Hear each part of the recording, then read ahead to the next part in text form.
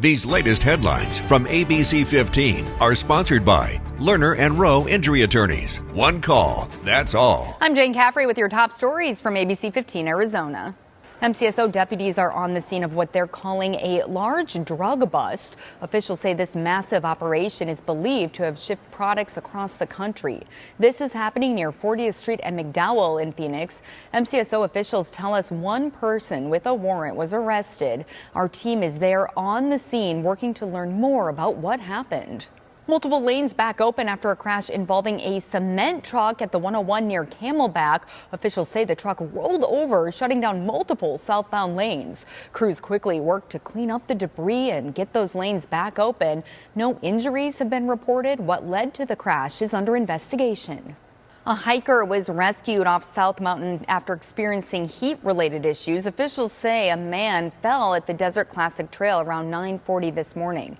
Rescue teams had to airlift him off the trail and transported him to the hospital in stable condition. No word of any injuries. Well, air conditioning is back on at Sky Harbor Airport after scheduled maintenance work turned into quite the fiasco for passengers this morning. In a statement, a spokesperson for the airport said in part TSA was only able to use 2 of the 4 screening checkpoints because it was 90 degrees in the terminal and worker safety was at risk. ABC15 is learning AC was operational again by 5 a.m. Meantime, Maricopa County deputies are continuing to comb through Lake Pleasant in search of a missing swimmer. We're told by a neighbor that 74-year-old Art Kalozinski went under and didn't resurface. ABC15 speaking with Art's niece, who says he was a good swimmer and they are still holding out hope. We're praying by some chance he just is on a little island somewhere and he's going to be recovered safe and sound. As idiotic as it sounds, we're praying for that. MCSO said one of the search areas was at South Barker Island at Lake Pleasant. We will continue to follow up on this.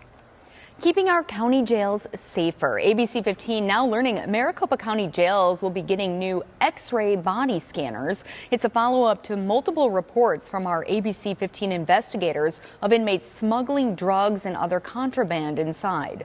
The sheriff's office saying inmates will be scanned at intake, transfer, and release facilities. Sheriff Jerry Sheridan says the goal is to keep inmates and employees safe.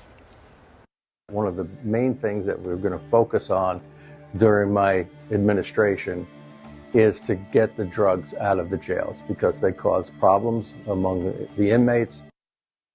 They rolled out the new scanners Monday, and within 90 minutes, officials say they discovered an inmate with suspected drugs in a body cavity. Inmates caught smuggling drugs face Class 2 felony charges. In Mesa, City Council member Julie Spilsbury will fight to save her seat after residents gathered enough signatures to trigger a recall election. Residents who initiated the recall cited concerns over Spilsbury's voting record, claiming she no longer aligns with her conservative values. Others called the move a partisan attack and defended Spilsbury. The conservative political group Turning Point USA helped facilitate signature gathering. Council member Spilsbury said in a statement, "This recall isn't about wrongdoing. It's because I defeated the group's preferred candidate last July." The election for District 2 will be held on November 4th. As our searing summer heat continues, ABC15 is taking action to help you save on your energy bill. We're partnering with APS for an everyday helping phone bank. That's tomorrow. APS representatives will be on hand answering questions and sharing ways to save on energy costs and explaining which support programs may be available to you. Spanish-speaking representatives will also be on hand. The phone bank is from 4 to 7 p.m. A record-breaking day here in the Valley. I'm Chief Meteorologist Amber Sellens. There is a chance we could get close to the record again tomorrow. The forecast looking a little bit lower temperature-wise, but still sizzling hot. 114 in the forecast tomorrow is going to put us within a degree of the record that we set just last year. And it will be another morning in the 90s. 93 is what we hit this morning, too. It tied the record, and 93 is in the forecast early tomorrow morning as well. Now, across the state, it's looking fairly dry. We have seen some storms over the last last couple of days in the high country, but we're really not expecting much for tomorrow here across the state. It's all about the heat and that extreme heat warning that will be in effect with our Weather Action Day in effect because of that until tomorrow evening. Friday, we drop to 110. Saturday at 108. Highs hovering around 108 or 109 through the weekend and early next week, with chances for monsoon storms creeping back into our valley forecast Tuesday and Wednesday.